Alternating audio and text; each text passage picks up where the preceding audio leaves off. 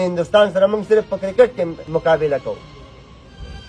زه دلته اسلامي کالج کې وم، اسلامي کالج کوم او سټیټسټیک زما ډېر فیوریټ سبجیکټ و، ډېر فیوریټ سبجیکټ سټیټسټیک.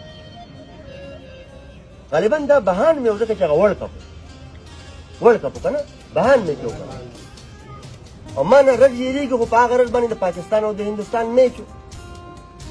زه اسلامي کالج کې وم، خوشي محمد صاحب الله تعالی دې وبخښي، ما ته پته نشته ځکه چې موږ هم نالایکه سټوډنټان یو، بیا راته پته هم نه لګي چې اوس که ژوندی الله تعالی دې صحت نصیب کړي او که وفات شوی الله تعالی دې جنتونه نصیب کړي. د پاکستان او د هندوستان میچ و او زه کلاس ته رالم، یک جواب یې خوشي محمد صاحب هم کلاس ته راغی.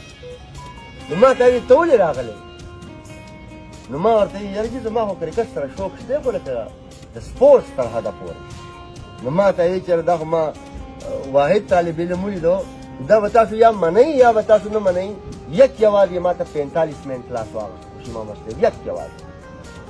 اوس تاسو سوچئ چې موږ هندوستان سره صرف په کرکټ کې مقابله کوو، راځئ چې زه ورسره په آی ټي کې مقابله وکړم، زه ورسره په جمهوریت کې مقابله نه کوم چې نن هغه په دنیا کې ګریټر ډیموکراسي ده. او که نن زه ستاسو نه تپوس وکړم چې هندوستان په دنیا کې 3 نمبر سوپر پاور دی، تاسو راته ووایئ، زه راته نه وایم، ووایئ راته.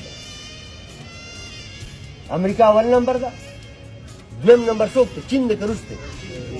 دریم نمبر څوک دی؟ څلورم نمبر څوک دی؟ برازیل دی.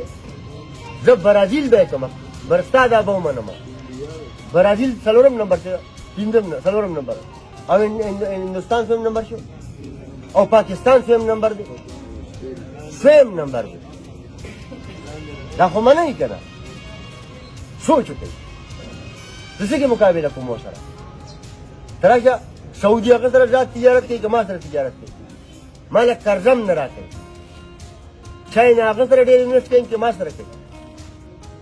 دا ټولې هغه خبرې دي چې دا به د مهذبه باشعوره تعلیم یافته ځوانانو چې موږ یو ذمهواره سټیزنز یو د هغې په حیث باندې به سوچ کوو. دا ملک